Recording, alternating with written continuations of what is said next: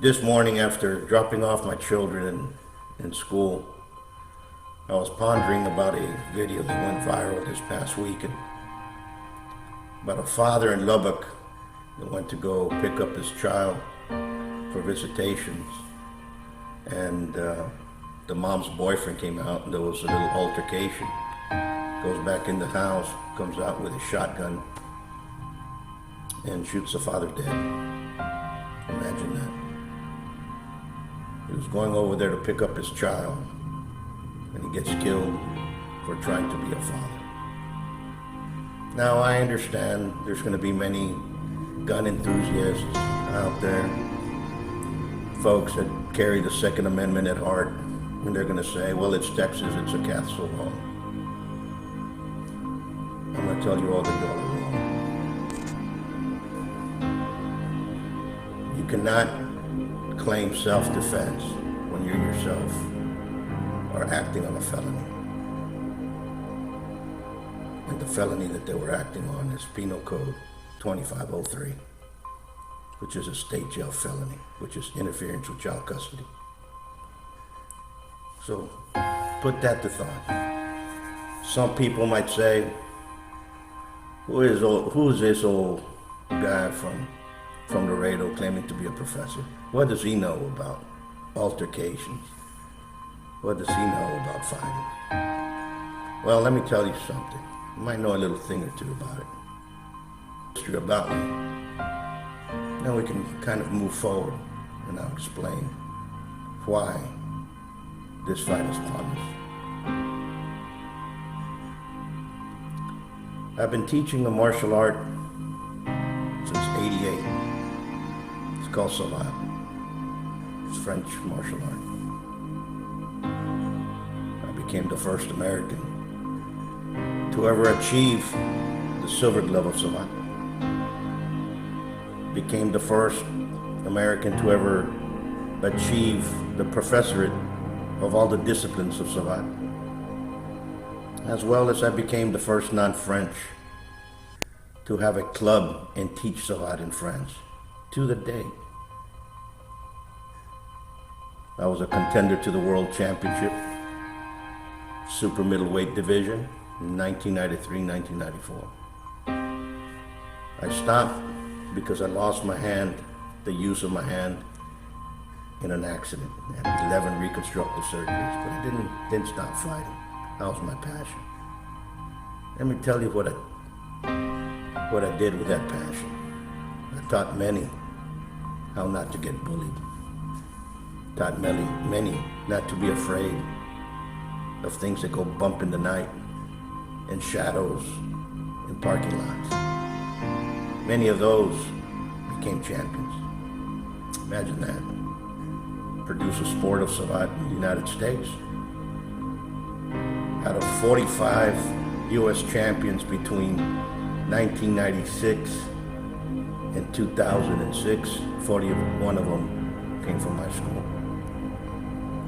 I was involved with USA Boxing for 6 years, producing 27 Golden Glove champions. I know how to produce champions. Produce champions in international arenas.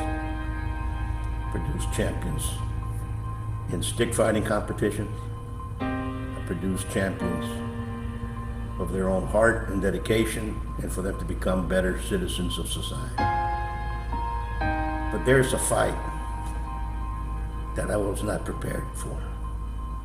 And that was a fight to be a father and be involved in my kid's life. And you will see my story within those coming up.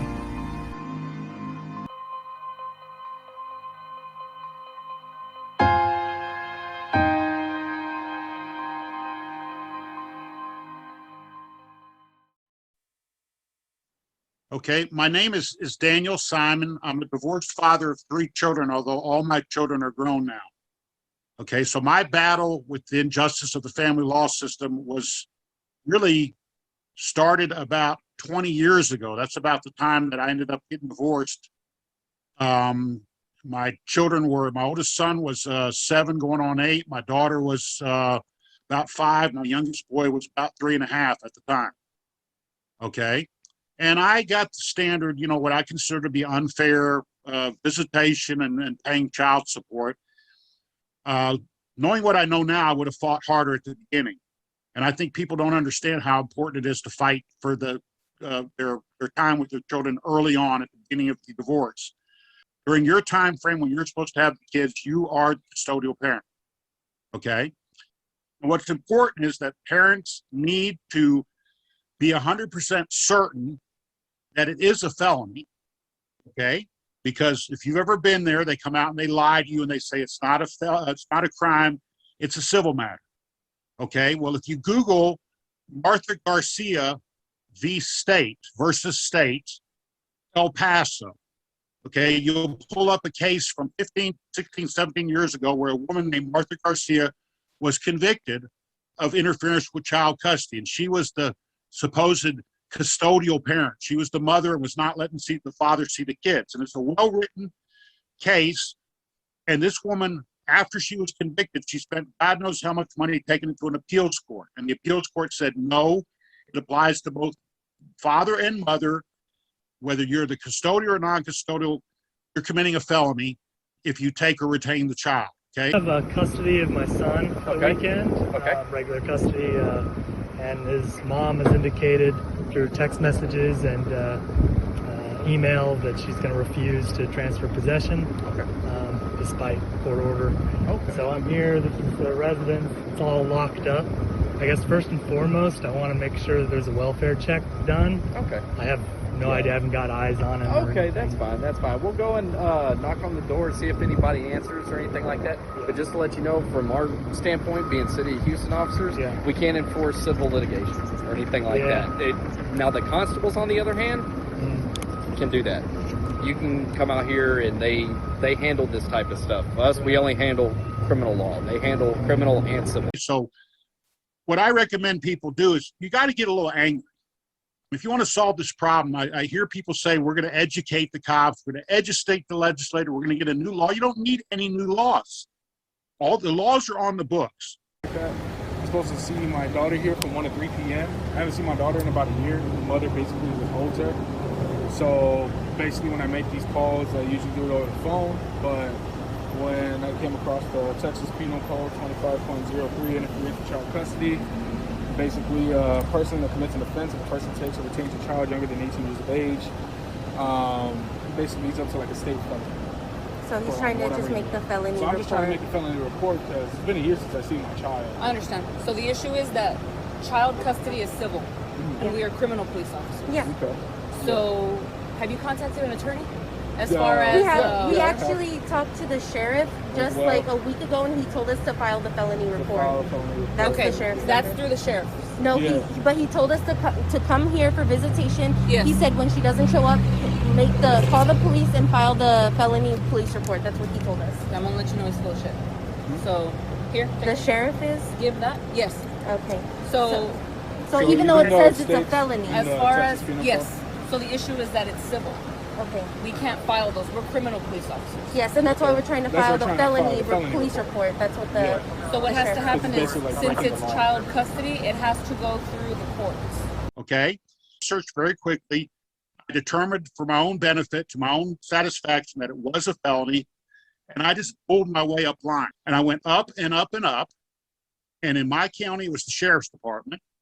And I finally met he was a lieutenant at that time, named Mike Gleason, who I met him in his office, and he looked at me and he said, Mr. Simon, you're 100% right. It is a felony, but we don't enforce that felony in Williamson County. Okay. So I looked at him and I said, was there any other crimes you don't enforce in Williamson County, just so I'm aware of it? And he said, well, no, you don't understand. The district attorney will not let us enforce it. Lie number one is that it's not a crime. Lie number two is that we can't do anything about it. If you actually get in their face and show them and convince them that, yes, it's a crime, they'll say, well, we can't do anything about it because the district attorney will not let us arrest or prosecute. Okay, what the Code of Criminal Procedure says is prosecutors shall take and file complaint. That starts the process. The perp is arrested. In most cases, the perp is jailed. The perp has to bond out. Okay, And then if the prosecutor doesn't really want to take the case, let's say they find out that there was lying witnesses, the guy's really innocent, okay, they shouldn't have to prosecute it. They ought to be able to get rid of it, okay? What the code provides for is a prosecutor can make a motion to dismiss. Obviously a civil offense for breaking a court order, but also a criminal offense, because I have the Texas Penal Code here. Well, unless you want to talk to our DA, but we can't do anything about it. I mean, can I show you just the penal code that I have? I mean, you can, but like I said, you're going to have to contact the Here's the penal code, section 2503, interference with child custody. Okay. I told you that the constables deal with that. City. Okay. Penal Code 25.3, interference with child custody, okay, keeping the kids away from the other parent is the foundation of an alienation attack, okay? Then the parent has the children all to themselves. They're not making good memories with you. You don't have a chance to, impact their life. And the parent can say, well, he doesn't care. He or she does not care. They don't want to see you, whatever kind of lies they want to run, okay? And, by the time you get to court 2 or 3, 4 years later, the police has refused to enforce, they're actually giving the person the green light. It's like they're telling the perp, this is not a crime. Can't do a thing about it. We screw him over and hope that he doesn't raise the money to go back to court. But we go to court, nothing's going to happen either. Anybody that says this is picking on women, that this is a male-female issue or whatever have you, needs to understand that there's a significant percentage of women out there that are on the losing end of this equation, that have a jerk husband or ex-husband who's refusing to let them see their kids. Okay, but it doesn't matter. It's a crime. It needs to be enforced.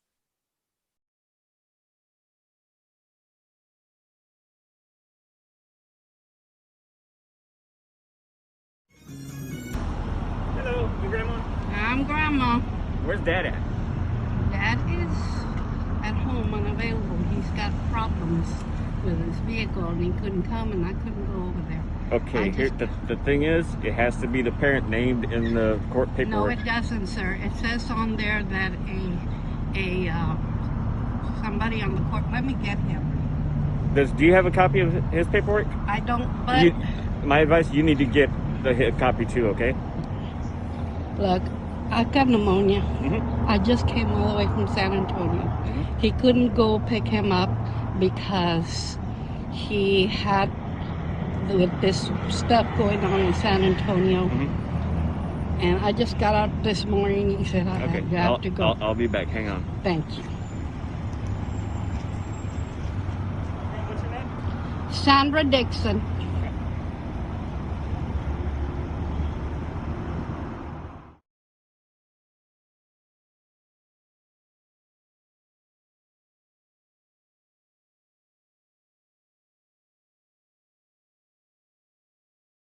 Well, thank you for having me on. My name is Nathan Henry Chu, attorney. I practice in Texas, specifically Webb County, which is South Texas.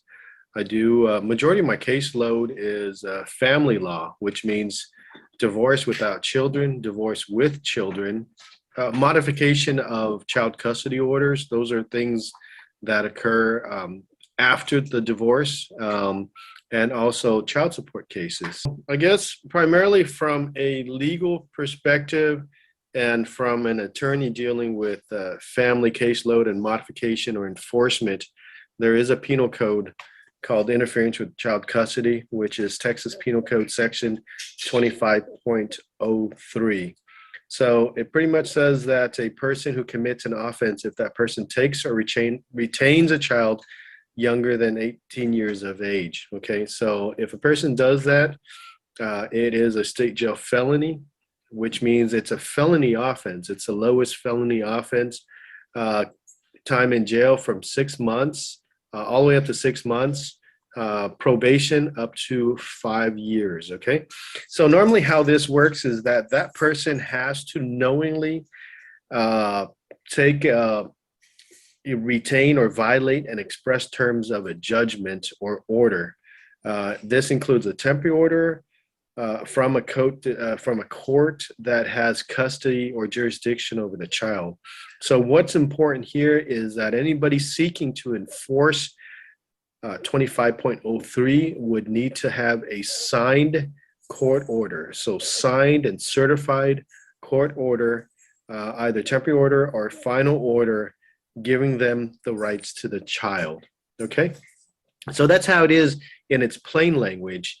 Let's look at the different affirmative defenses and whatnot. Okay, so there are a couple of ways to, or things that would, say that it's beyond the custodial parent's control.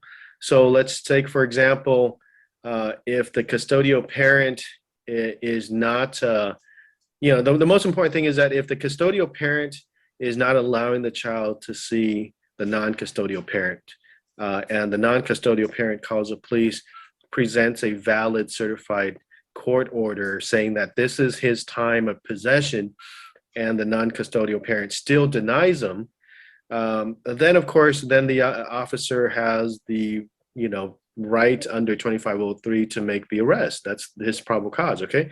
But let's look at the affirmative defense. So the affirmative defense is which would fall under C. Okay, so C says that it's a defense to prosecution if the actor returns the child. So if they take the child out of the county and they return the child, that's one. The second thing is that if they take the child or retain the child and there's a valid order that allows them to do it, then that's affirmative defense.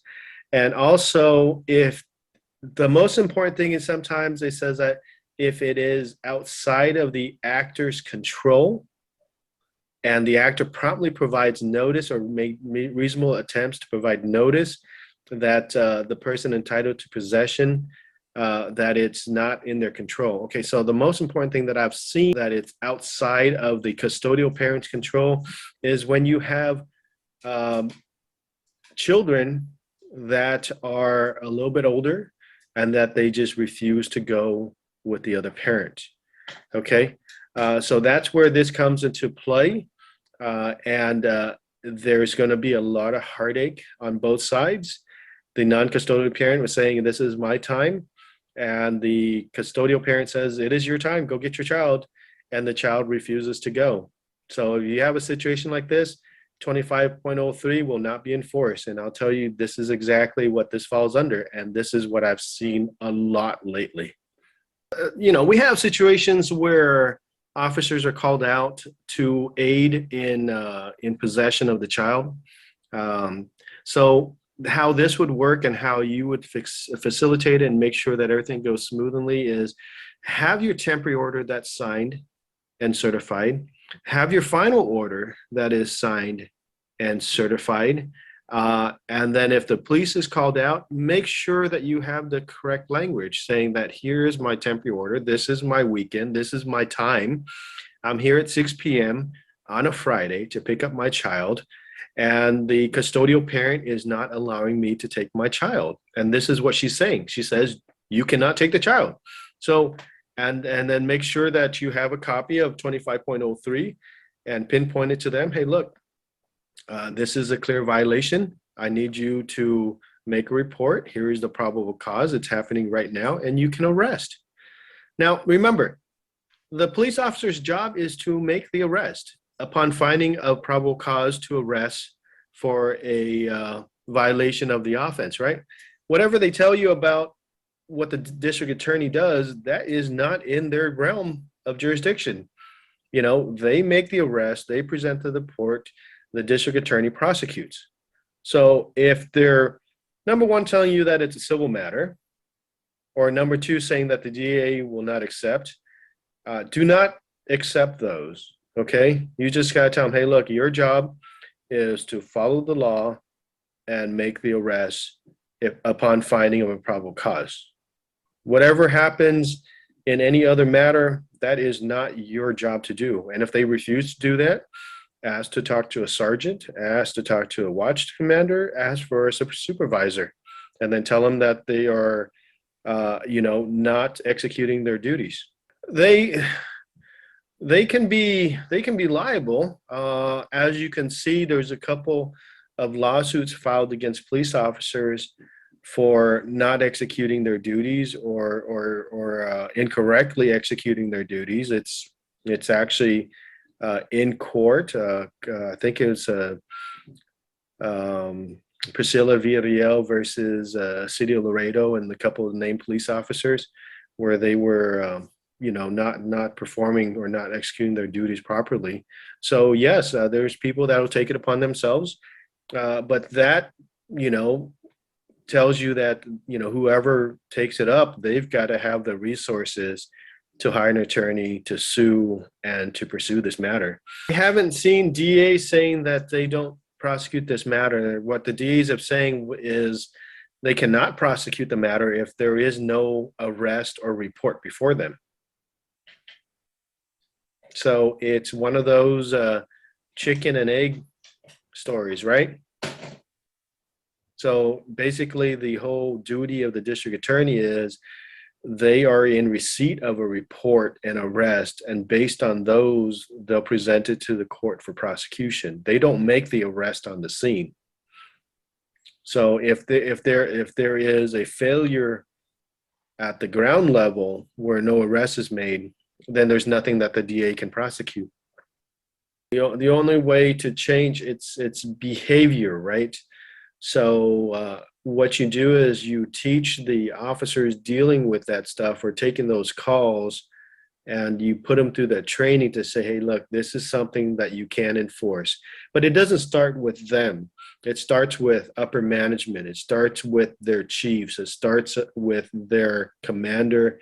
It starts with the boss understanding that this is something that they need to follow. So if there is no direction from top up going down to the boots on the ground, then you're not going to make it happen. You're not going to try to convince that one officer with the boots on the ground to change a policy, department-wide policy of inaction. If you want action, you'd have to go up to the top. That means that non-custodial parents would need to lobby and would need to go to these police unions and to advocate their point and advocate what they need to be followed. Kind of like the biggest example and the best example would be MAD, Mothers Against Drunk Driving, right? There is a nationwide lobby, and they've been able to lobby every single state, every single district, every single municipality that driving while under the influence is not good behavior, and it's something that should be addressed and something that should be prosecuted to the fullest extent. And they have been very, very successful. So if non-custodial parents, want to use this 25.03, they've got to take, those type of actions, and they have to be united to push for it.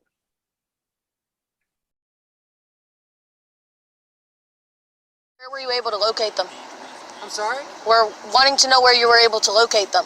It was another officer that spoke to him. I don't know where he went. Okay, well, we'd like to know that. Well, I mean, then that other officer needs to talk to us and let us know where the other kids. Tied up on a major disturbance right now, so if you want to hang out here for a few more hours, that's fine with me. But so you have no way to find out where the kids were located? Yeah, we don't have to disclose that information to you. There's absolutely no requirement for that. And how do we know you guys actually saw them? Because I spoke to the officer that actually physically laid eyes on the kid and talked to the mom. So, everybody's fine. I mean, I'm concerned that y'all actually didn't lay eyes on them. Well, I mean, if you'd like to file an open records request for our body camera videos, you're more than welcome to. Okay, can I get your name and badge number, please? Very good. And did the officer happen to let mom know that it's not her time to have the kids and that she really needs to hand them over to dad because it's his time? We don't forcefully remove. I didn't ask you to forcefully remove. I asked you, did you talk to mom and tell her that she is going against the court order, which is interference with child custody? So yes, the explanation that she gave was because of previous issues. There hasn't been any previous issues. Well, I've actually looked at the previous call history. There were actually 9 previous calls between the two families. Of what? Of dad. Dad hasn't done anything wrong though, other than try to find his children. All right, I didn't say that he did. Okay, well you just implied that. Yes. Who are you? She's my lady. So you're not even involved in this family? Yes, I am. We have a child together, and I am the stepmother of those children. So yes, I am involved in it. So here's the deal. I'm going to give you my information. You have nothing to do with this situation. He does. If he wants to ask me questions and he and I can discuss this case, that's fine. Go ahead. I'm not going to discuss it with a step parent. I'm with him.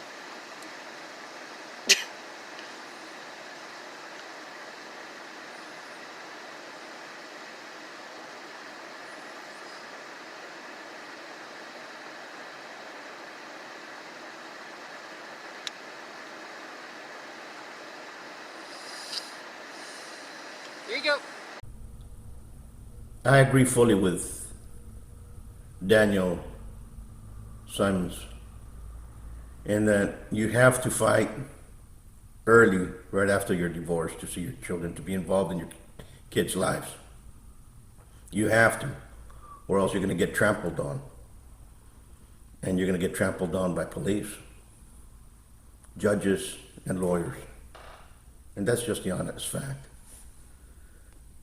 Also, I'm in full agreement with Daniel when he says that police lie. Police do lie. And it's going to be proven to you throughout this documentary. I have seen it, I have witnessed it, and I have experienced it. Police do lie. I'm going to tell you an incident that happened to me 2 spring breaks ago. It was 2019. I was supposed to get in custody for spring break. Visitation was mine. Went to go pick them up, and their mother says, I'm not going to see my kids. I called the police to do interference with child custody. Police came out. Really nice gentleman. The first lie he told me was that the district attorney didn't want to prosecute and they weren't going to prosecute it, but that he can take her to jail, but not, she was going to be released real quick because the district attorney was not going to prosecute. I said, does she know where the kids are at? He talked with her for about 20 minutes. Said they were at a party. He said, she said, if you don't mind, she'll take them to your house at 8:30 when the party's over. I said, sure, no mind. He goes, this is what you have to do if they don't show up. You have to call back the police again, do another interference with child custody. And this time you have to ask for a missing child's report. When that occurred, 8:30 came of age. I called the police again. Young officer came in. First thing that I noticed of him, he was very, very aggressive in nature. I told him what had happened. He said he didn't want to hear about it. He started arguing with me that 2503 is not a criminal matter. He also started telling me that I was wrong in what I was doing. So when I asked him about the missing child's report, he got very belligerent, started acting out loud, started telling me that I didn't know what I was doing again. And I said, listen, let's please do these reports and we can go on our merry way. I guess he got offense to that. He takes a couple of steps back, squares me off, and reaches for his pistol. He started to bring his pistol out of his holster. And I said, you don't want to go there. I called the police again with him in his front of me. And I reported what was going on. And he left. Later on that night, a lieutenant came in, very nice woman. She came in and she basically told me same thing again, that interference with child custody is not a state jail felony, that it's not a crime. Also told me that missing child's request she was not going to do. And while I'm talking to her, I remember that for a fact. And he starts interrupting me while I'm talking to her. And he says that my kids don't want to be with me, that he already talked to them they don't want to be with me. You can listen to the audio yourself. I told you I would do that. Okay? So don't tell me I didn't do my job and go check on them, because I did. I spoke to your kids personally myself. Okay. And personally, your kids, you can report to the damn attorney that they do not want to agree with you. Well, that's what got me to pursue fighting for changing what's going on and the perception of what 2503 is. I also am in full agreement with what Attorney Chu says, that all these groups have to band together, unify like mad, and literally go protest and start changing what is happening. Vidal Rodriguez, District 2 Council Member, City of Laredo, Texas. And currently we're going to talk to you about the importance of PD Code 25.03 and the importance of equality and equal representation and equal parentship of custody of the children. It's something that hits close to heart, where we have a bunch of neglect from both parents who are trying to use their children as tools for a marriage that went sideways, or for any other reason just didn't work out. And at the end of the day, kids suffer, and we shouldn't be putting them through those mental scars. That we need to figure out a way of how do we do the equal parenting, that no matter the gender, both of them have equal rights and the same rights. And during my tenure and as a council member in the City of Laredo, we did vote on a resolution to show the importance that council does stand together on the equal rights. And hopefully the state can take a look at this proposed bill that was sent up to our Representative Raymond, so they can address the situation. It is of utmost importance. Like I tell you, it doesn't really matter the gender, but it's for our children, thinking in a positive way of why should we put our children again through those mental scars and hardships, where no matter what happens, our kids should always be put in the lead. I mean, this is for future generations to come, and so we could go ahead and address the situations that are coming in, and it will be for the better of our next generation. Discussion with possible action on the adoption of a resolution that will call for the state legislature to support passage of a bill in addition to the punishment available under section 25.03 of the Texas Penal Code, would allow law enforcement to immediately use a citation to any parent of himself.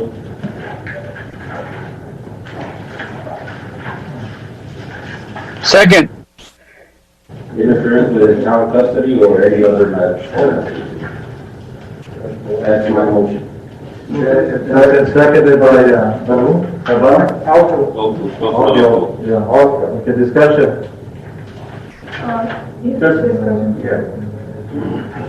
If I may. Yes, I'm going to.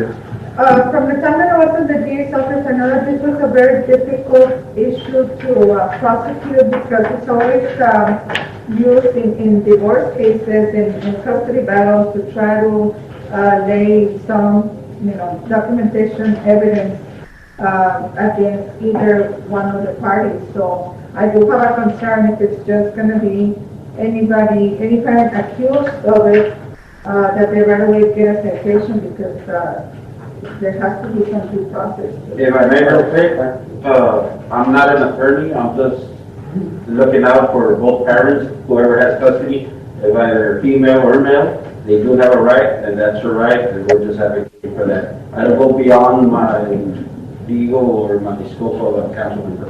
This is just for regular citizens. If I may, Mr. Mayor.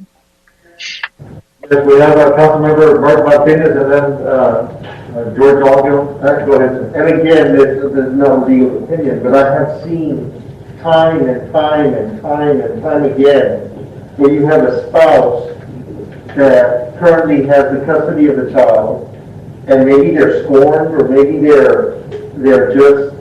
just want to do the most harm to their ex-spouse, and so they hold on to the children and pretend that something happened and prevent the spouse that's supposed to be getting these children from either Mother's or Father's Day or holidays, and they skip a day or two.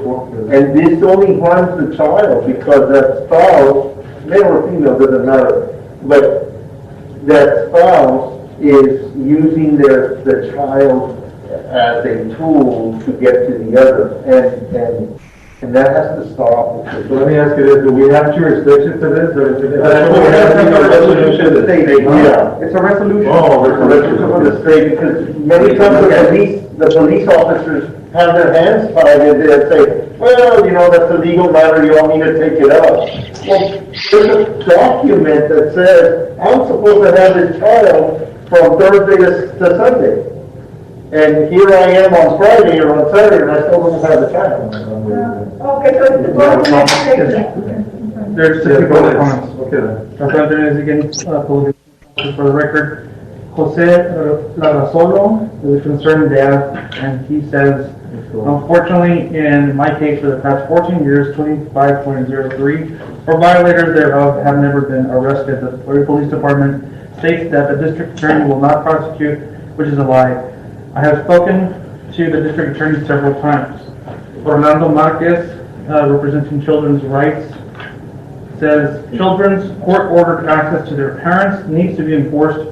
Currently, district attorneys and law enforcement does not enforce Penal Code 25.03, interference with child custody against mothers, but do enforce Penal Code 25.05, criminal on support against fathers.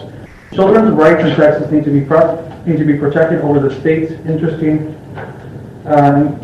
collecting child support to maximize Social Security, Title 4, Title 5D profits.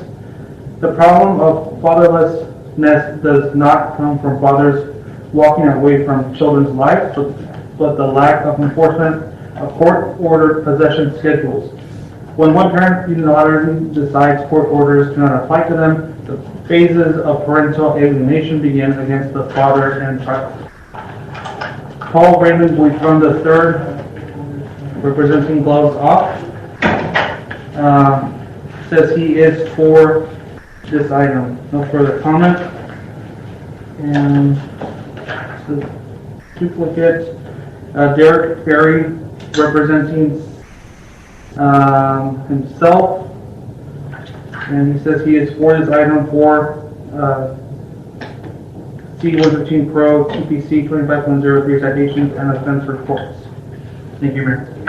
Thank you very much. Go ahead. I'm going to need to recuse because I recognize one of those names as an explanation.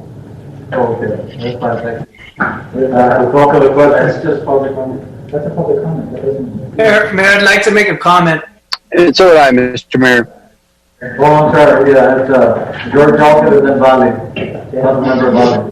Yeah, I think, and forgive me if I'm stealing your thunder, Mr. Bali, but I think we may be thinking along the same lines, which is having seen these types of cases go unprosecuted, and for good reason. I'm not suggesting that every case should be prosecuted, because there is a lot of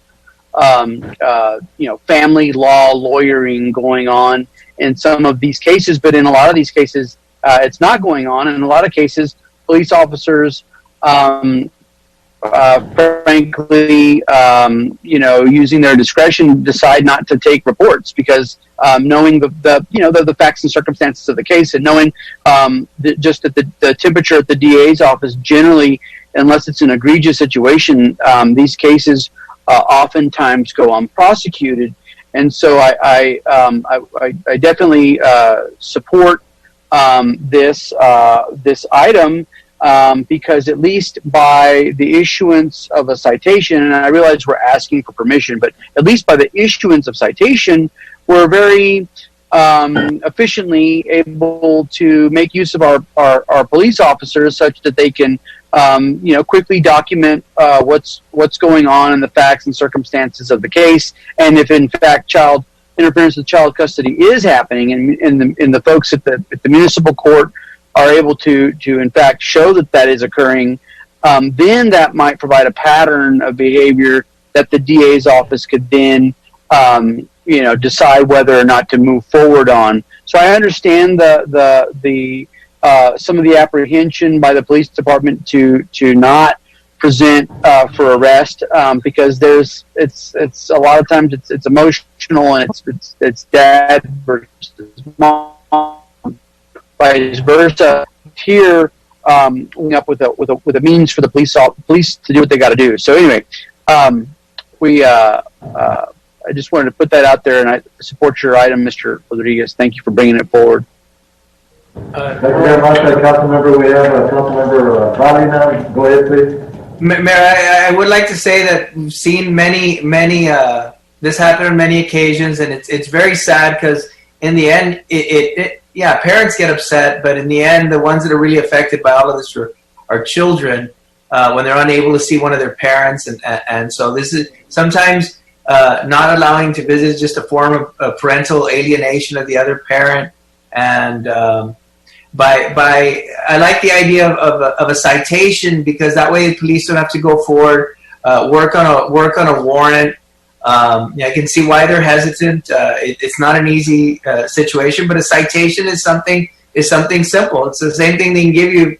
You're going 52 miles an hour in a 50. They'll give you a citation for that, and then you can prove yourself in court whether the police are right or the police are wrong. And it's the same thing with this. The police are pretty familiar with what the weekends are for visitation, and they can make the judgment call whether they need to give a ticket or not, depending on whether there's a court order presented or not.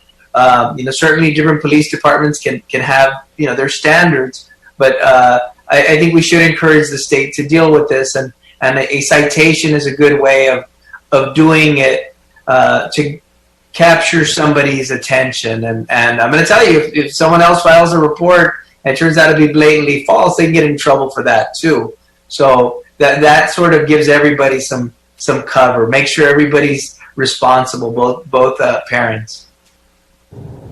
Yeah, thank you. Call for the question. All those in favor say aye. Right. Any opposed?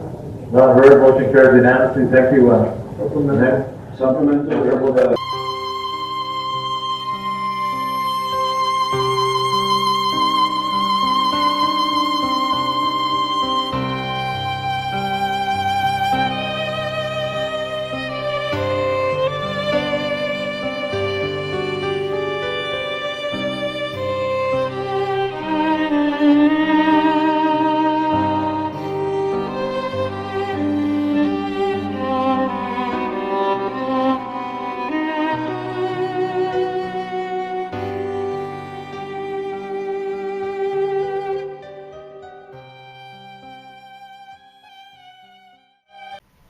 State Representative Richard Pena Raymond, District 42, here in Laredo, Texas. House Bill 4240 would simply provide a civil penalty for interference with child custody order.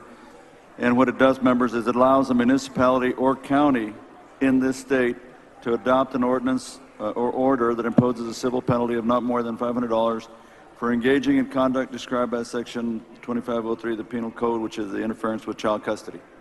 Move passage. The question occurs on passage to engrossment of House Bill 4240. All those in favor say aye. All those opposed say nay. The ayes have it, and House Bill 4240 is passed to engrossment. What we've seen in the state of Texas, we have existing law that if you have a divorce, you've got two parents, you've got children, and there's a court order that says, hey, the parent that keeps them most of the time is going to have to allow the other parent to see the child during set times of the week, month, year. That's a court order. That's an agreement that both sides have agreed into, that the judge has signed off on. And too many times we're seeing parents that are not living up to that, not respecting the order. And it's a felony in the state of Texas. But we also see that oftentimes it's not really prosecuted as a felony. So this legislation that we introduced, I'm working with so many people, in my case here, Paul Buitron here in Laredo, George Saldana, from the Houston area, but a lot of other people.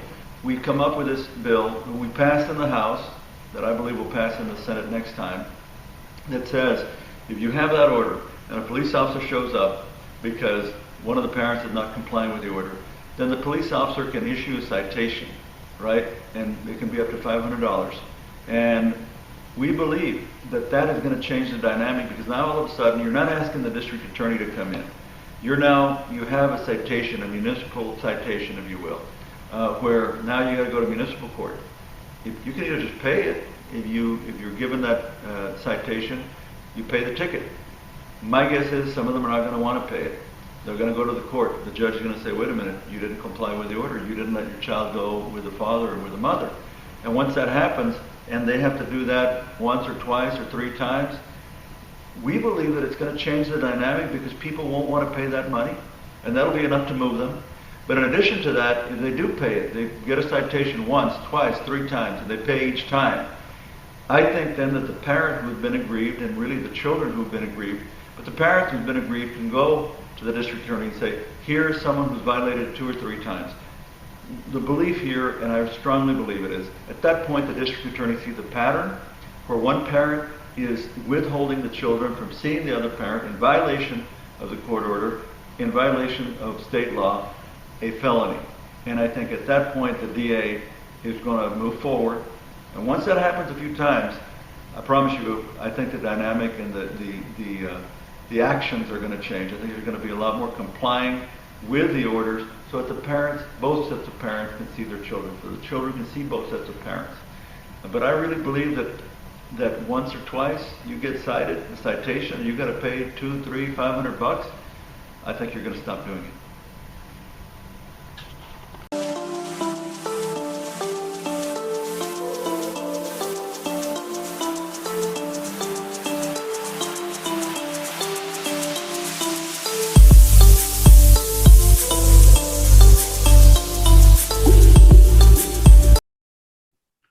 Hello, my name is George Saldana, and I'm the founder of Team Texas 25.03. I started Team Texas 2503 in April of 2018 because in the summer of 2017, I was unable to locate my children. At that time, I had an ex-wife and an ex-girlfriend or a baby's mom that was keeping my children away from me. They were working together to actively keep all 3 of my children from me. I would show up at locations, I would call the police like every judge and every attorney would tell you to do. And I found out that law enforcement just didn't care. That's right, okay, I'll give you the officer, there's no big deal.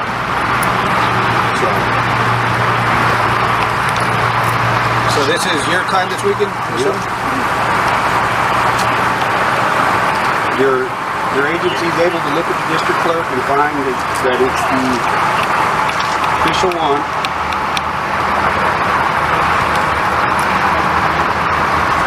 Care. They would look at your court orders, and it was a big circle jerk. All they would do is send you back to civil court. And then I had a friend tell me that interference with child custody was a state jail felony. And so I started inquiring about it. I started asking about it. And everybody I asked told me it was a civil matter until I looked it up on the state's statute page. And when I came across it, at the bottom it says, this says right here, odd number years beginning at noon on December 28th, ending at 6 p.m. on the day before school. So keep on scrolling. Okay. So let me get my computer out. And even with that, we would need the official document, like he said. I'm gonna go ask her now on your behalf if she's willing to release the kid. If she's not, then it's gonna be documented and we're done. This offense is a state jail felony. At that time, looking at the state statute page, I decided I wanted to talk to my state rep and my state senator about this statute. I wanted to understand why this law wasn't being enforced and why I was being told I have to go back to civil court when I already have a court order with a judge's signature awarding me possession and access on these certain days. So I walked over to my state rep's office and that's where this all started in September of 2017. I hit the road with just my laptop and my paperwork, and I inquired about interference with child custody, Texas Penal Code 25.03. At that time, they were able to set up a meeting with the state representative, who is still currently the state rep in Webb County, Laredo, State Representative Richard. one who legislated interference with child custody, Texas Penal Code 2503 in 2011. And I asked him, I said, sir, you legislated this in 2011 and it's not being enforced. What can I do to get it enforced? At that time, the state rep and I, we came up with a plan. We met with the DA's Association in Austin, the Texas District and County Attorneys Association in Austin, Texas, at the Capitol, with 6 DAs from around the state of Texas. We sat there and we talked about it. Why is it considered a felony, or is it a civil matter? Which is it? And one of the things I've learned, not only from politicians, but from reading, is that there's state and federal case law. Legislative intent is how the law is written. In other words, however the legislators wrote it is how the law goes. There's no opinion, there's no real interpretation. Of course, lawyers, they're always paid to interpret things and change the meaning of some words. But other than that, legislative intent is how the law is written. It's pretty clear, cut and dry. Texas Penal Code 2503, it says it's a state jail felony. I don't know how you could misinterpret state jail felony as a civil matter. A felony is a criminal offense and a civil issue is a civil issue. And so I started running with it. I had already had a piece of legislation that told me that legislative intent is how the law is written. And I had the last lawmaker who touched the bill, and I had the DA's Association who had told me, yeah, it's a state jail felony. So right now, the Texas District and County Attorneys Association wrote a brief on what they believe how interference with child custody should be enforced, and it's out there now. Stop.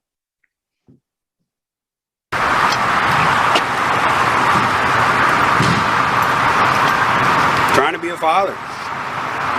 1, 2, 3, 4 police cars here just to enforce a court order that the judge has already deemed me fit to have my son, and they just don't want to abide by it. So they bring all these police cars, almost like a bank robbery in progress. I'm sure these police officers have better things to do, but can you imagine every parent that goes through this every Monday, or first, third, and fifth Friday? It's ridiculous. It's tying up resources. It's a state jail felony, so they can arrest on site. But I asked for an offense report for interference with child custody. So we're going to go from there. They threatened to charge me with trespassing when the court order says that I'm legally supposed to be here to try to obtain my son. We've been dealing with Precinct 4 for the last 2 years, it seems like, and they always try to hassle me with, something. One of the officers here was here when she assaulted me, and because I got on him for not securing the scene or controlling the scene, and she was able to attack me again, he's got a bone to pick with me. So I don't know what they're going to do. But I'm waiting for an offense report, and we're going to go from there.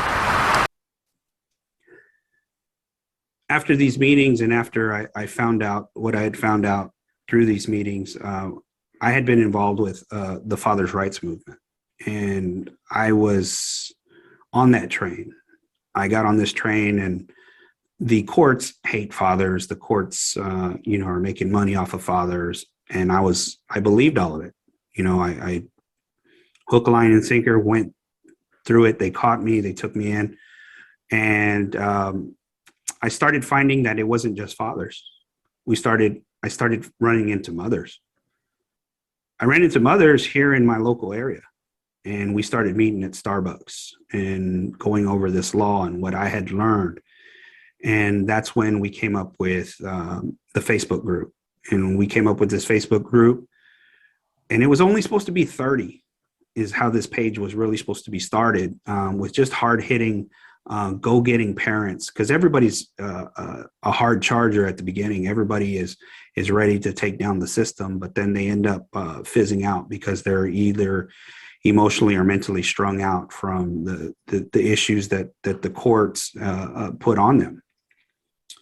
So I only wanted this as a small group, and then we decided after a couple of years that we wanted to open it up to the public, and we wanted to see how big this issue was. we decided to start digging into public information. I learned how to do public information requests, start asking for how many times is this occurring in a month? How many times is it occurring over a year within my area, my jurisdiction, San Antonio, Bexar County area? And in 2016, there was 12,354 visitation violations. My state rep actually printed the violations out, and it was 2 reams of paper, and just for a year. So that was known as the box, because I kept it in a shoebox, and I would take it over everywhere I went to the Capitol, and I would show legislators that 12,354 visitation violations were just in Bexar County in 2016. That's how many children or child, more or less, tweaking the numbers, however you want to play with it, were denied access, 12,354 times. It can be construed several different ways, whether they were late, whether there was a visitation violation. And so there was no standardized reporting. And so when we made our group, the first thing we did was we wanted to standardize the reporting. So we went to Senator Menendez's office here in San Antonio, Bexar County, and we gathered a team. Our first team we ever made within Team 2503 was a legislative team. And our legislative team approached these political candidates or these elected officials, and we started educate them on how big this problem was. We would take the box, we would show them so they would have a good grasp of what 12,354 visitations look like. There isn't anything they have, so we're going to go from there. I mean, yeah, they're going to try to put me in jail for trespassing when I have a court order here to see my son. It's just beyond ridiculous. But, if I got to take one for the team today, I will. And I'll take it happily, because then this has gotten way out of hand. These parents, are trying to block you every which way and then try to file trespassing charges on you for, obeying a court order. Just ridiculous. It's a felony for them to retain the child in violation of the court order, and these police officers won't enforce that, but they'll take you to jail for misdemeanor trespassing. It's crazy, and I don't understand it. But I've given these officers for the last 2 years a court order, and they're asking me for another one in paper. And to me, I think it's just ridiculous that I've given this agency so many. I should charge them for reams of paper for all the paper I've given them. This is just beyond ridiculous. But again, it's this hard to be a father, in the state of Texas, and not just fathers, but also mothers too, because there's some mothers that I've dealt with that are having the same issue, and it's unfortunate that parents can't get along. She's already telling me that I didn't give her notice. Of course, I didn't give her notice for Thanksgiving either. I mean, I did give her notice for Thanksgiving. I was being sarcastic. I gave her notice for Thanksgiving, and she just happened to be out of town for Thanksgiving. But I'm here. Like I said, I got four police cars. They all want to throw me in jail for trespassing when I got a court order to be here to pick up my son. These constables don't like me because I've been picking at them so much. So I might go to jail. They said they gave me a trespass warning, which I never signed, I never received. I don't have anything with my name on it or anything. But I guess they're in there talking to mom, trying to decide whether they're going to give me credit. They already said they're going to go. In our quest to get interference with child custody heard, we've come across a number of things to contribute to it. We've contributed to the juvenile justice detention facilities that have, I think it was 72% here in Bexar County, 72% of the children that are incarcerated at the juvenile detention centers are coming from fatherless homes. And I want to take it a step further, because I shouldn't just say fatherless homes. It's now one parent homes, one parent households, and some of them are coming from grandparents. And so while talking to a juvenile justice judge, he was stating that he wanted mentors from the community to come mentor these children that were incarcerated. And I asked, well, does it make sense that we're not allowing fathers to, or mothers allowed to get their children with these court orders, yet they're being incarcerated because they're coming from single family households and they don't have any direction or responsibilities. And so does that even sound right? I said, why don't we start letting parents back into the households? Why don't we start enforcing orders and disciplining our children? And then you wouldn't be asking for mentors from the community. And it took off from then. And we started winning the hearts and minds of people here in Bexar County. We started putting 2 and 2 together. We were doing public information requests. We were actually showing a pattern. And I think a lot of people, they go on to Facebook, and I'll tell you right now, our group is an objective goal-based group. And I think a lot of groups on social media are support groups. And there's a difference between the two. Is I didn't want our group, Team Texas 2503, Interference with Child Custody Facebook group, to be a place where we would accept your story, because we all have a story. I have a story. Everybody you've seen in this documentary has a story, and it's redundant. I get it. We all get it. We all understand. But what are we going to do about it? Yes, sir. Mr. Saldana, on that electronic copy, is that signed by the judge? Can I see it? Yes, sir. You got it on your laptop too? Yeah, I sent it to Lieutenant Beck too.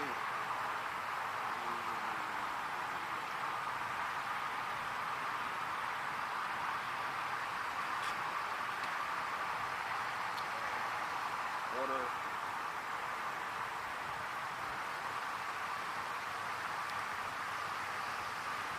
And then that's one of the orders, and then this is the other order. Signed by the judge. Associate judge. Do you mind if I go through it? Like I said, Lieutenant Beck has all this information. Zixman has all this information. I've Coronado, right? Is that her? Coronado? She has this information. Do you mind if I take this over there? Sure. So I won't go anywhere. I'm sticking to this. Do you mind or not? I can email it to you. Screenshot it. Let me just show them real quick. So what we have done is we have made objective-based goals, get public information to show and distinguish these patterns, be able to make a group where we educate parents on how to get information within their area, right? So we can show those patterns in their area. And so our group is a little bit more objective-based and goal-based. And not to seem rude or insensitive, but I'm fighting my own battles. I'm fighting my own war in the family courts. And so are you. But my theory is that, or our theory because it's not just me now. I mean, we have 20 admins, 20 mods. We have a research team. We have a legislative team.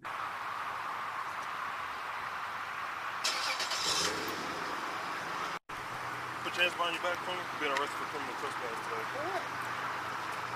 Whoa. I just told you criminal trespass. What? I never received anything for criminal trespass. Yes, you did. No, I didn't. Where is it? Yes, you did, George. Take it. You don't want your jacket? So you're gonna George, arrest I'm telling me. you what you're being You're gonna arrest arrested me for. with a court order. I have a court order supposed to pick up my son, and I'm getting arrested for criminal trespassing.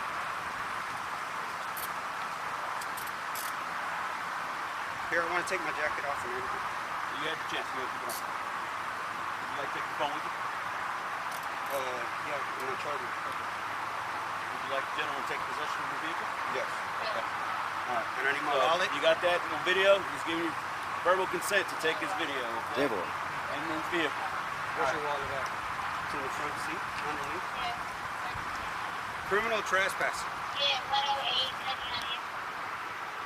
Oh, let's go. I'm gonna go with somebody else.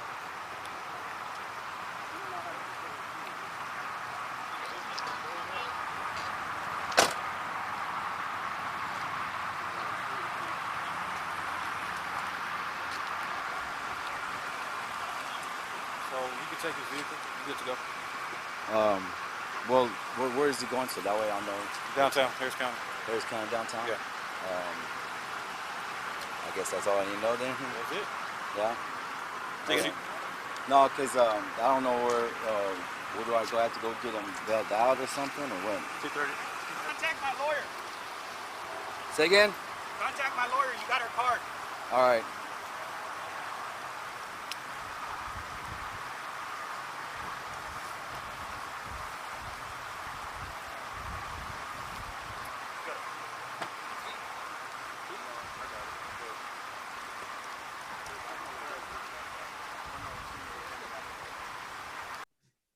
Yeah, we're an objective-based team, and so not to seem insensitive, but I can relate to all your stories. And if we just sit here and talk about your story and my story and everyone else's story, we're not going to get anywhere.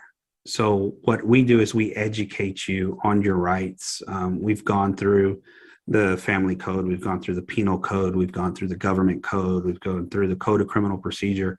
And we're reading these laws now. And again, there's 15 or 20 of us that talk on a daily basis. So we can be able to educate our members. It's a free service. We don't charge.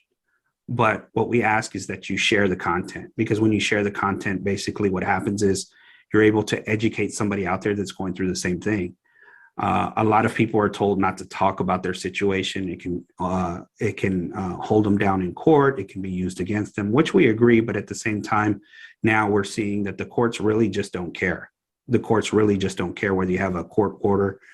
And a lot of us parents were in the situation because the civil courts just refuse to uphold their court order. They don't want to throw a parent in jail for retaining the child. But they'll throw them in jail for child support, which is very one-sided, which means the state actually caters more to the money than they do the parent and child relationship. When the law enforcement doesn't want to enforce Texas Penal Code 2503, they have a duty to report it. Misprison of a felony within view. We didn't make it a felony. The legislators did. A lot of police departments say, well, we consider this a civil matter. Well, it's not up to your consideration. The legislator has already legislated these laws, and that's what goes. If you have an opinion about it and would like to change it, at that point, that's when you would run for a state rep or a senator and be able to change those laws. But until then, these laws are on the books and they can be used. So we're having to re-educate some law enforcement, some DAs. Heck, we have legislators that are sending constituents our way so we can help them. We have police officers in our group that say our agency won't enforce it, but I'm having the same problem you are. Everybody knows somebody that has some sort of baby mama drama. And most of the time it comes from keeping the child from the other parent, using the child as a weapon. When you use a child as a weapon, okay, that's where the parental alienation sets in. We like to say that this is the foundation to parental alienation. It's the most basic foundation. And the reason I say that, because parental alienation often starts at the home. Your dad doesn't want you, or your dad doesn't want to do this, or your mom doesn't want this, right? The second physical part of that foundation is, I'm going to keep you away from your other parent. I'm going to take you somewhere where I'm not going to be at that meeting location. And then we're just going to, and whatever conversations are had during that day, whether we go to Disney World on your dad's time or on your mom's time, that's where the parental alienation sets in. And that's where it becomes traumatizing to the child. So again, I was on that father's rights movement train. And I kind of came off because, well, I did come off because I found a bunch of moms going through the same thing. I started hearing their stories and I started getting them involved. Then I started hearing about parental alienation and I started digging into that. And then I started hearing about 50-50 shared parenting and the benefits of that. At the end of the day, the Texas Attorney General has used grant money to fund research, and all of this research done by the Child and Family Partnership at UT Austin has stated what's in the best interest of the child. And it says that these children that are coming from fatherless homes, and I say fatherless homes, right? That this research was done for fatherless homes. And all their research is posted online. But let's take it a step further, because I have a lot of moms that are going through this. So let's talk about why where we have this research, but now the state has done this research, has paid for it, but the state judiciary is not implementing what the state has found in their research. So there's a big misunderstanding when it comes to, you know, the left hand and the right hand. Either these courts are very ignorant to the law, or they're in on the corruption. There's one way. That's just the way it goes. I had an attorney for 3.5 years, and in my case, we couldn't get a motion for enforcement 3.5 years to be actually ruled on. It was reset after compliance hearing after compliance hearing, after another reset after compliance hearing. While it's costing you money, and they fail to enforce the order that grants you permission to see your children. Now, I say permission, and I say it loosely because you have that constitutional right for that parent and child relationship. And these courts are running over your right. So my theory is that if I can't get the civil courts to play correctly, I'm going to go to the criminal courts, and I'm going to use the felony bite and interference with child custody to take them to criminal court. It's a felony for a reason. There's talks about reducing it to a misdemeanor, and there's a reason why it's a felony, and there's a reason it'll always stay a felony, is because when parents travel across state lines, retention in violation of a court order or judgment, that's when they can get the feds involved to cross those state lines and either extradite the children and the parent back to the state of jurisdiction. So that's that. So that's what our group mainly does. In my story, continuing from September of 2017 and educating parents and educating myself in this, what I've come to the conclusion is that law officers have been doing this the traditional way since before 1973. So it's trickled down from officer to officer over the years. It's a civil matter, it's a civil matter, it's a civil matter. And it hasn't been until our group was established in April of 2018 that we were able to educate and say, hey, it's been legislated.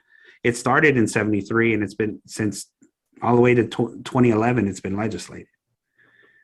So there are making amendments to this law. It was a third-degree felony, and it was reduced to a state jail felony. So our group has been on top of the history of this law that has been, legislated, and we keep up to date with the law, and we follow it, and we educate law enforcement and DAs at that time, because a lot of people say it should be handled in civil court. Well, that's your opinion. It should be handled in civil court. But your opinion doesn't change the fact that it's a law and it needs to be enforced. Since starting the group, I've made good friends and I've made some terrible enemies. Why do I have enemies for asking the court to enforce their rulings? Why am I having enemies for wanting to have a parent and child relationship? And it's all due, I believe, because of money. I don't know anybody who would go against it. I've had law enforcement actually arrest me for criminal trespass with a valid judicial order. Showed up to the house, and that's one of the retention tactics these parents use, is that they're going to hold you came to my house, so I'm going to criminally trespass you to stay off my property. Well, then how do you make notification to get your child when a judge has already ordered you to be at that location to pick up that child? And I was arrested. I went 2 years. This was in Harris County, Texas. The DA wouldn't take the felony charge on her for keeping the child, but they took me to jail for criminal trespass. No citation, no warnings, no nothing. Took me straight to jail. For 2 years, it was lingering. For 2 years, I had to go to, I had to show up to courts for resets after resets after resets. We asked for the body cams. We asked for the citations. Harris County Precinct 4 couldn't produce any of them. So after 2 years, it went through the course of its statute of limitations. It was dropped. So therefore, I was retaliated against. And I know for a fact that these officers in Harris County Precinct 4 Constable's office know my name because I've done tons of public information requests for my case by asking for these reports. And I've been asking for body cams to show the inconsistencies that they don't follow not only their SOP, they don't follow the state law or the federal law, which brings us to huge concerns. And when I have started to expose this, we have our YouTube channel at Texas 2503. You can watch. A lot of these officers are getting upset, and I don't understand why. We as parents are treated as criminals when we're just following a judicial order that was rendered by the same judge in their county. And there seems to be a miscommunication or uneducated on what a custodial and non-custodial parent is. And from our findings, in a joint managing conservatorship, both parents have the same rights to that child. It's just one gets to dictate where the child lives and goes to school. Other than that, you're not reduced to anything less. You're still a parent. And so now that coined phrase non-custodial parent has struck a nerve with me because I'm not a non-custodial parent. I'm very well much a parent. And I think parents need to step up to the plate and, again, quit complaining about it on Facebook and start finding new ways to expose this. And everybody that chips in on this exposure, if you get a victory, you're going to reign a victory for all of us. And that's what that's been kind of our deal with Team Texas 2503, is that if we get all of our members so loud and they get to every legislator and to every DA and to the Attorney General's office, that they're going to have to recognize it, that all these parents are rising up. So in Harris County family courts, I've been retaliated against, not only by the police, but now apparently I'm messing with lawyers' money. If law enforcement enforces this on the criminal side, you take off the plates from family law attorneys. And the family law attorneys are all, I understand, I get it. It's a livelihood. They went to school, they got to pay off their debts. But I'm trying to see my child. And at the end of the day, I don't care about your livelihood. I care about being able to have that parent and child relationship, as I say awarded, and I don't even like that phrase because I shouldn't be awarded anything. This is my child. I deserve to be with that child. And these courts are running rampant on denying you your basic constitutional rights. I've been thrown out of Zoom hearings. I've been talked over by judges, so I couldn't make a record. So that way it couldn't be appealable. They held me in contempt for asserting my rights and removed me out of the courtroom. They make fun of our group. We have attorneys calling our group members that do court watching as little people. So it's very derogatory that, you have judges and attorneys that play in the family court arena on the best interest of the child, yet these attorneys and these judges are retaliating after somebody who has a grassroots organization of parents that just want to preserve their parent and child relationship, which goes back to the corruption. So the retaliation that I've received, we have political candidates that are running for certain political positions in Harris County. And in so many words, they've said, hey, you can support us, but we'd rather not associate with you or your group because we have made, they know. We've done public information requests. We've looked into the contracts of these courts, and I encourage everybody to do public information and see where the money goes, see where all this contract stuff. But at the end of the day, family court's all about money. We had a state rep in the legislator state, Ana Ramos, in the Dallas area, at the JJFI, the Juvenile Justice Committee in Austin, hearing. Correct. This may surprise you, but I'm a feminist, and It does surprise me. But it bothers me so many times. I hear my clients who are male say, I can't get my kid, she won't let me get my kid, and the children are absolutely missing out. And it's all about money, right? Whoever has the money to go to court. The reality is family law is a business, and that the 50-50 shared parenting bill state that family law is a business.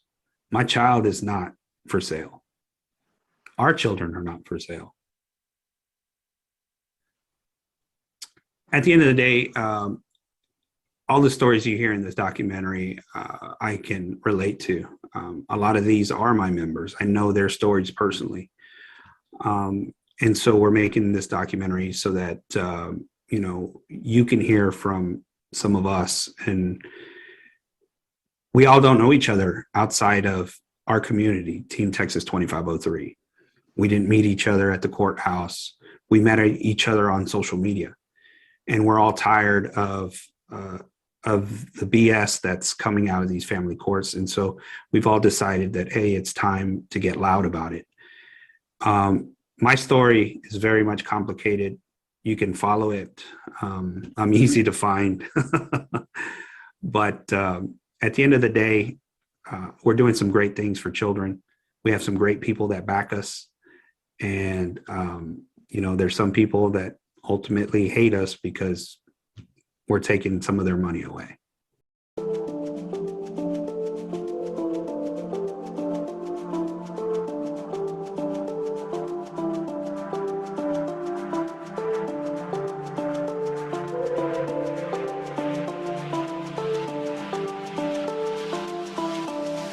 Talk about 2503 family values.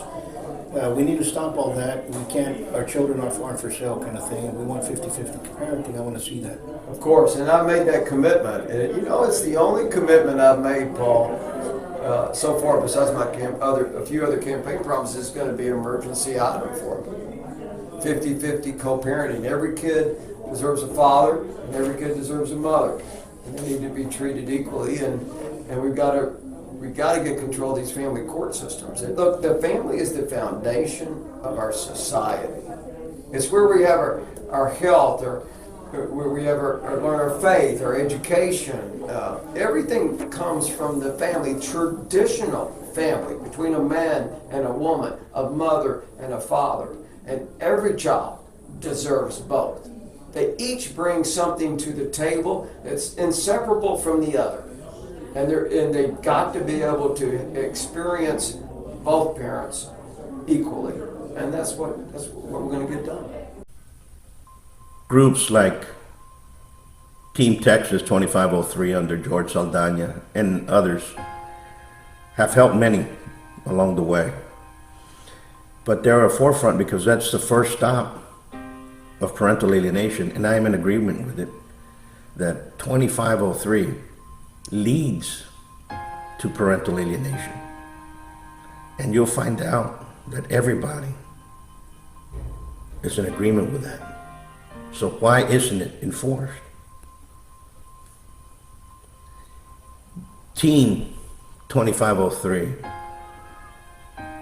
is an organization that helps out many in the state of Texas deal with the ever-growing problem that we have. The only thing I want everybody to understand and to listen to is that when you call 2503, I want you all to be calm and collective. It's very hard because many of us are emotional when this is going through. Traumatizing, actually. And for the police to come out there, and you don't know what type of police officer you're going to get.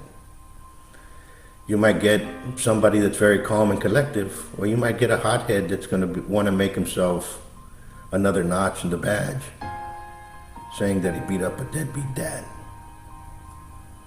So be careful when you're out there and the way you're taking charge of this. Take command. Tell them you want to report. Tell them that you're going to video them. Do so. Do not get over aggressive with them. And go on your merry way. If they do not want to file, follow up through internal affairs, because that is the only way we can change this. The other way we can change this is a power that we the people have, and that is our voting right, how we vote. We have to understand that we have to exercise that power. It's very hard to do with city police officers, right? But it's okay for sheriffs and constable deputies if they come out and do the report and they're telling you it's a lie. Re-elect the sheriff, re-elect the constable, re-elect the judges in family court. Vote them out, because that is the only way we can actually start to see change. I'm not talking about insurrection. I'm talking about using common sense. It's also not a Republican or a Democrat problem. It's a problem of everybody. So if you have a Democrat judge that's been there for a long time and really doesn't care about parental rights, remove him and put a Republican, and vice versa if you have to. But remember, we have to choose the candidates now that are going to change this for the future. Because this fight, I'm going to term out in the next 2 years. My kids will age out. But there's way too many others that are just starting. And I surely do not want them, my children, to go through what I went through, what others are going through.